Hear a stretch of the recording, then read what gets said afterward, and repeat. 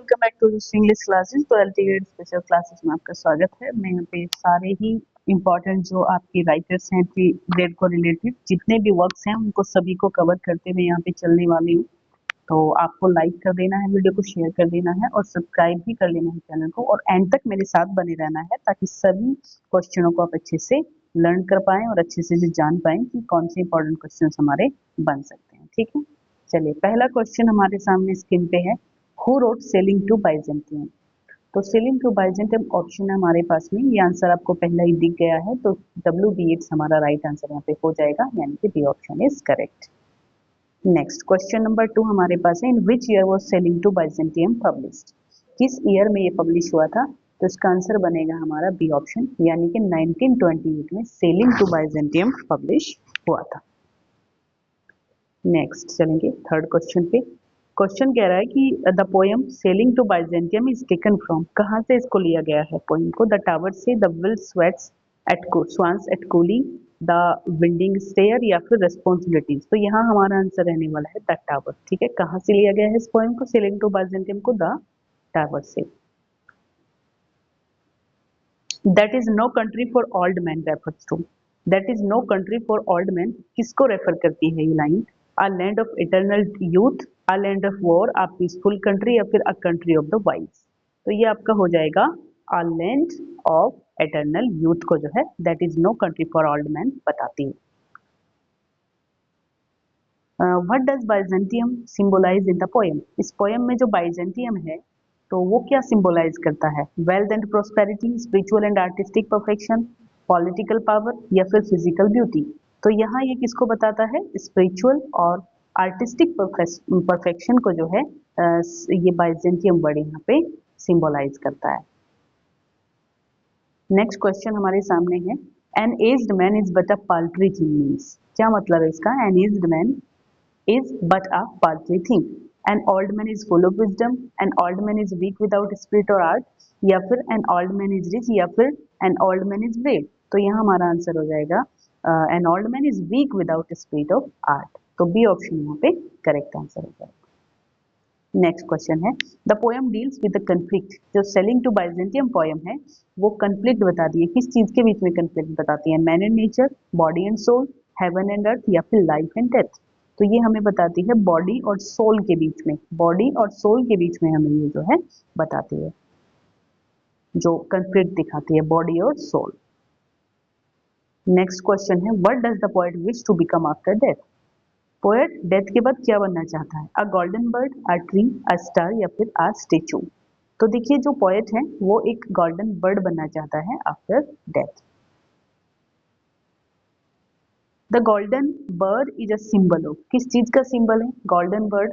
तो decay and death, immortality of art and spirit, youth and love, या फिर war. तो ये जो है आपका immortality of art and spirit को बताती है यहाँ पे एक golden bird. Which form which form of poetry sailing to Byzantium? Sailing to Byzantium कौन सी फॉर्म में लिखी गई है पोएम? सोनेट है, ऑड है, बैलेड है, या फिर एलिजी है? तो देखिए ये एक आपकी ऑड है। सेलिंग टू बाइजेंटियम क्या है? बी ऑप्शन करेक्ट हो जाएगा, ये ऑड है। How many stanzas are there in the poem? इस पोएम में सेलिंग टू बाइजेंटियम टोटल कितने स्टेंजा हैं? 2, 3, 4, या फिर 6? तो टोटल 4 स्टेंजा हमें सेलिंग टू बाइजेंटियम में देखने को मिलते हैं। Each stanza of the poem has, poem का हर एक स्टेंजा 6 लाइन का है, 8 लाइन का है, 10 लाइन का है, या फिर 12 लाइन का है? तो हर स्टेंजा हमारे पास आंसर है बी ऑप्शन, यानी कि आपकी 8 लाइन का हमें हर एक स्टेंजा मिलता है। ठीक है, ऑटवा रीमान इसको कहते हैं। The rhyme scheme of the poem is A B A B A B C C, या फिर ए बी बी ए, मतलब ए बी बी ए, हाँ ठीक है, A B B C C D D, या फिर ए बी सी डी सी। तो हमारा आंसर रहने वाला है, ऑटवा रीमा की यहाँ पे बात हुई थी तो ए ऑप्शन पे आप जाएंगे A B C C. Which line expresses the poet's weariness of old age? कौन सी पोएम पोएट की weariness को दिखाती है, परेशानी को दिखाती है? weary मतलब चिंतित है वो उसके लिए, ओल्ड एज के लिए। तो an aged man is but a paltry thing, monuments of unaging intellect, the Selman falls, the maker crowded seas, caught in that sensual music all neglect। तो यहाँ पे हमारा आंसर पहली लाइन से हो जाएगा an aged। अब ये लाइन आई भी थी है ना, an aged man is but a paltry thing।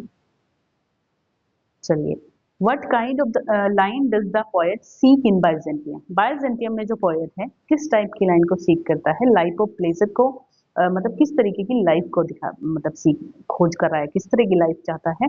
Life of pleasure, life of art and eternity, life of war या फिर लाइफ ऑफ लग्जरी। तो आर्ट की ही बात हो रही है, तो life of art and eternity की बात यहाँ पे हो रही है। इसमें पोएम में यही है कि बॉडी हमारी बिल्कुल भी एटर्नल नहीं है, लेकिन जो हमारा आर्ट है वो हमेशा एटर्नल रहता है, हम चले जाते हैं वो तब भी रहता है।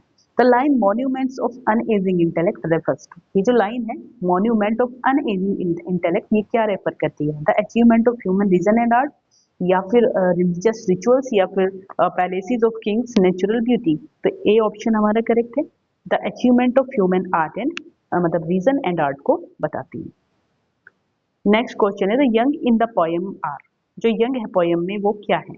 कौन कौन है? मतलब indifferent to age and wisdom है, रिस्पेक्टेबल टू ओल्ड एज है, या फिर रिलीजियस एंड स्पिरिचुअल है, या फिर फिलोसफिकल है। तो ये हमारा ए ऑप्शन करेक्ट है, indifferent to age and wisdom. Yes, what does the poet want his soul to sing like, किसकी तरह अपनी सोल को मतलब सिंग कराना चाहता है? लार्क की तरह, गोल्डन बर्ड की तरह, अनडेंटिंग। अभी हमने बात करी थी कि पोएट क्या बनना चाहता है, तो गोल्डन बर्ड बनना चाहता है, तो हमारा इसका आंसर भी सेम ही हो जाएगा।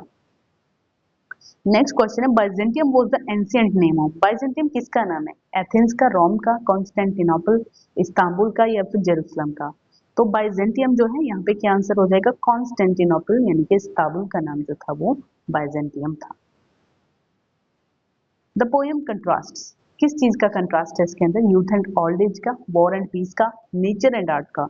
तो मुझे लगता है कि ए और सी दोनों सही हो जाएंगे। यूथ और ओल्ड एज की भी बात इसमें हुई है और यहाँ पे नेचर और आर्ट की भी बात हुई है, तो हमारा जो डी आंसर है वो बिल्कुल करेक्ट है।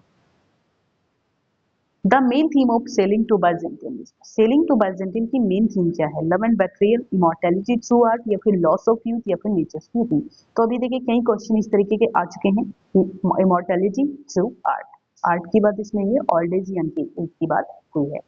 The poem is written in which person, first person में लिखी है ये पोएम, सेकंड पर्सन में है, थर्ड पर्सन में है, या फिर ऑमनिसेंट नरेटर में है? तो ये जो पोएम है ये फर्स्ट पर्सन में इसको लिखा गया है, तो हमारा ये आंसर रहेगा।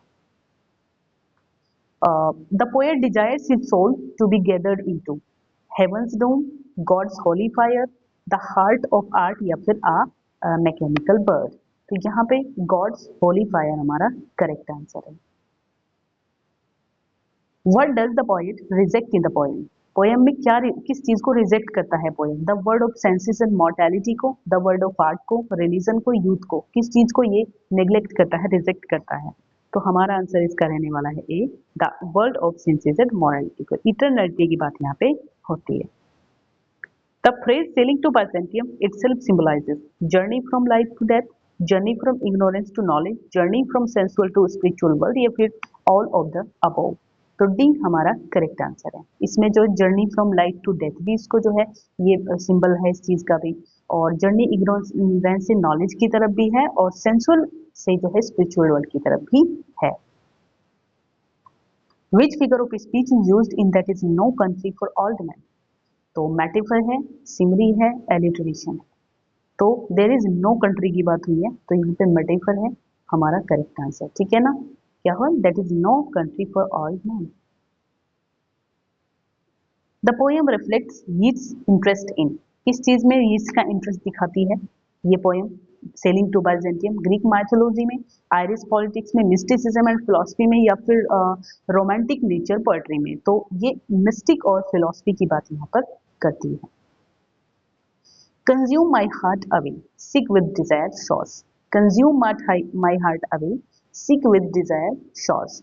तो हिज लॉन्गिंग फॉर यूथ है, क्या दिखाती है? Consume my heart away, sick with desire, his longing for youth, his desire to purify his soul, his wish to love again, या फिर his hated for all man?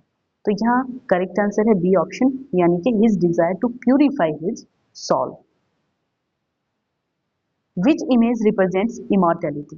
The dying generations, the golden bird, fish in the sea, the young lovers. I hope कई question आ चुके हैं, तो अब आप इसका answer खुद ही जान गए होंगे। तो बोल्ड जो गोल्डन बर्ड है वो इमर्टलिटी को प्रेजेंट करती है। Sailing to Byzantium can best be described as a meditation on art and eternity, a patriotic poem है, अ लव लिरिक है, या फिर अ वॉर पोएम है। तो पहला ही ऑप्शन आई थी, यहाँ पे राइट हो जाएगा, meditation on art and eternity यहाँ पर है। Yes, who wrote the poem the second coming. अब यहाँ पे क्वेश्चन है सेकंड कमिंग से, जो पोएम है सेकंड कमिंग किसने इसको लिखा है? तो देखिए सेकंड कमिंग भी किसकी पोएम है? डब्ल्यू.बी. येट्स की पोएम है। When was the second coming written? कब लिखा गया था इसको? तो सेलिंग टू बाइजन 1928 में, और जो सेकंड कमिंग है ये 1919 में इसको लिखा गया था। पहला ऑप्शन करेक्ट है। The second coming was publish in which collection? किस कलेक्शन में इसको पब्लिश करवाया गया था? The tower, the wild senses at Coole. Tower में तो सेलिंग टू बाइजेंटियम थी, अब ये देखते हैं किसमें है, the wild swans at Coole में, द विंडिंग स्टेयर में, या फिर रेस्पॉन्सिबिलिटीज में। तो ये आपको मिलती है बी ऑप्शन, यानी कि the wild swans at Coole में, जो सेकेंड कमिंग है। कब आया था ये? 1921 में आया था। और ये पोएम कब पब्लिश हुई थी? 1919 में। The title the second coming alludes to, publish मतलब आई थी ये पोएम। The title the second coming alludes to Greek mythology को दिखाता है, द रिटर्न ऑफ क्रिस्ट, या फिर पेगन रिचुअल, या फिर द रिबर्थ ऑफ नेचर को दिखाती है। तो सेकंड कमिंग की बात हुई है, आई थिंक बी ऑप्शन पे आप जाएंगे, द रिटर्न ऑफ क्राइस्ट की यहाँ पे बात हो रही है। The opening line of the poem is turning and turning in the widening gyre, that is no country for old men. Things fall apart. ये दूसरी लाइन तो आपकी selling to Byzantium की है, ठीक है। Things fall apart, the center cannot hold. या फिर mere anarchy is loosed upon the world. तो जो सेकंड कमिंग है वो कहाँ से स्टार्ट होती है आपकी? ये लाइन है, देखिए पहले ही हमारा राइट आंसर है ए, यानी कि turning and turning in the widening गायर। द फ्रेज वाइडनिंग गायर सिंबलाइज, ये फ्रेज किस चीज को सिंबलाइज करती है? ग्रोथ ऑफ सिविलाइजेशन को, the cyclical nature of history को, द ब्यूटी ऑफ लाइफ को, या फिर मोरल प्यूरिटी को। तो ये दिखाती है भाई द मतलब साइक्लिकल नेचर ऑफ हिस्ट्री को दिखाती है, कि जो बार बार चीजें आती रहती है मॉडिफाई होकर। तो what does the falcon represent in the poem? जो फाल्कन है वो क्या रिप्रेजेंट करता है इस पोएम के? फाल्कन पक्षी है इसमें, तो क्या रिप्रेजेंट करता है? नेचर को, the soul of spirit of man को, रिलीजन को, डेथ को। तो यहाँ बात हो रही है बी ऑप्शन की, the soul of spirit of man को ये दिखाता है। नेक्स्ट क्वेश्चन हमारे पास है, the falcon can not hear the falconer. जो फाल्कनर है इसको फाल्कन नहीं सुन पा रहा है, इसका क्या मतलब है? तो ये break down of control and order है, तो पीस एंड हार्मनी है, reunion of spirit, return to nature. मतलब देखिए जैसे फाल्कन है वो अब अपने जो उसका मास्टर है, जो फाल्कनर है उसको नहीं सुन पा रहा है, बिकॉज ये इसके अंडर से बाहर जा चुका है, इसके कंट्रोल से दूर जा चुका है, तो अब ये इसको नहीं सुन पा रहा है। तो पहला ही ऑप्शन इसमें करेक्ट रहेगा। Things fall apart, the centre can not hold, suggest किस चीज को ये सजेस्ट करता है? सोशल एंड मॉरल कोलैप्स को, पॉलिटिकल स्टेबिलिटी को, रिलीजियस रिवाइवल को, या फिर नेचर हार्मनी को। तो देखिए सोशल और मॉरल कोलैप्स को, क्योंकि जब मैन जो है दूर चला गया फाल्कन से, तो बहुत सारी चीजों से भी खुल चुका है, जो आसपास की चीजें हैं उनमें गलत भी हैं सही भी हैं। अगर फाल्कन है तो वो उसको बताता है, लेकिन फाल्कनर से कमांड से उसके कंट्रोल से वो बाहर जा चुका है, तो वो जो है बहुत सारी चीजों में फंस गया है, ठीक है। Mere anarchy is loosed upon the world refers to cause and violence को, love and unity को, scientific progress को, religious awakening को। तो देखिए हमारा ए ऑप्शन यहाँ पे करेक्ट है, cause and violence को, mere anarchy loosed upon the world। The poem reflects Yeats reaction to, जो poem है Yeats के रिएक्शन को दिखाती है, world war first and Irish revolution का, इंडस्ट्रियल रिवोल्यूशन, रोमांटिसिज्म, या फिर द फ्रेंच रेवोल्यूशन। किस चीज को रिफ्लेक्ट करती है? मतलब the poem reflect Yeats reaction to, किस चीज के रिएक्शन को रिफ्लेक्ट करती है? तो यीट्स पे जो ये ऑप्शन है वर्ल्ड वार फर्स्ट और आयरिश रेवोल्यूशन को रिफ्लेक्ट हुआ है, उसका ये रिएक्शन है। Rough, the rough symbolizes rough beast, जो रफ बीस्ट है वो किसको सिंबलाइजेस करता है? द एंटी क्रिस्ट और न्यू डिस्ट्रक्टिव फोर्स को, या फिर सेवियर को, या फिर ग्रीक गॉड को, प्रॉफिट को। तो मुझे लगता है ये ऑप्शन है द एंटी क्रिस्ट और न्यू डिस्ट्रक्टिव फोर्स को सिंबलाइज करता है rough beast. Where is the rough beast moving toward? Bethlehem, Byzantium, Jerusalem, Athens. तो ये हमारा आंसर इसमें क्या हो जाएगा? पहला ही ऑप्शन ठीक है, बैथेलम। नेक्स्ट चलेंगे, the best lack all conviction, the best lack all conviction while the worst are full of passionate intensity means evil people are more active than good ones, good people are stronger, everyone is wise या फिर love conquers all, the best lack of all conviction while the worst are full of passionate intensity। तो ये हमारा A answer correct है, evil people are more active than good ones। The tone of the poem, जो second coming है इसकी tone कैसी है, hopeful है, एपोकैलिप्टिक है, फियरफुल है, फिर जॉयफुल है, रोमांटिक है। तो देखिए थोड़ी सी ना फियरफुल है, जब आप इसमें इमेजरी देखेंगे जैसे जैसी यूज करी है WBS से, तो बहुत बेहतरीन पोएम है। तो आप इसमें देख सकते हो कि इसमें जो है आपको एक एपोलिप्टिक और फियरफुल टोन जो है देखने को मिलेगी। द फ्रेज स्पिरिचुअस मुंडी मीन्स, इसमें एक बहुत ही अच्छा टर्म है, फ्रेज है स्पिरिचुअस मुंडी। इसका मतलब यहाँ पे बताना है world of spirit, collective human imagination, world of scene, physical world या फिर वर्ल्ड ऑफ पॉलिटिक्स। तो देखिए यहाँ पे इसका जो मीन्स है वो क्या हो जाएगा, world of the spirit, collective human imagination. What image does the poet see in the Spiritus Mundi, किस इमेज को देखता है इसमें वो, तो a sphinx like beast, an angel, बहुत ही डरावना जो है एक बीस्ट है, या फिर एंजिल है, या फिर गोल्डन बर्ड है। गोल्डन बर्ड की बात हमारी सेलेन टू बाइजेंटियम में हुई है, वो इसमें नहीं हुई है, इसमें बात है फाल्कन की। लेकिन इसका जो आंसर है वो ए ऑप्शन है, sphinx like beast. The beast's movement is described as swift and fierce है, स्लाउचिंग इट टुवर्ड बेथलेहम है, रनिंग टुवर्ड जेरूसलम है, फ्लाइंग टू हेवन है। तो अभी हमने बात करी थी कि जो स्लाउटिंग टुवर्ड्स बेथलेहम हो जाएगा, slouching. The blood dimmed tide is loosed, the blood dimmed tide is loosed refer to, किस चीज को रेफर करता है, तो the violence and bloodshed of war, a river flood, love and passion या फिर रिलीजियस सेक्रीफाइस। तो ये हो जाएगा हमारा जो आंसर है ए ऑप्शन, जो वायोलेंस और ब्लड शेड को क्या करता है, जो आपका the blood dim tide loose है। ठीक है, चलिए नेक्स्ट क्वेश्चन है, the poem is yes, the poem is, poem's structure consist of one line stanza, two stanzas, three stanzas या फिर फोर स्टेंजा। उसमें 8 लाइन स्टेंजा थे जो बाइजेंटियम थी, लेकिन इसमें आपको 2 स्टेंजास देखने को मिलते हैं, 2 स्टेंजास, 2,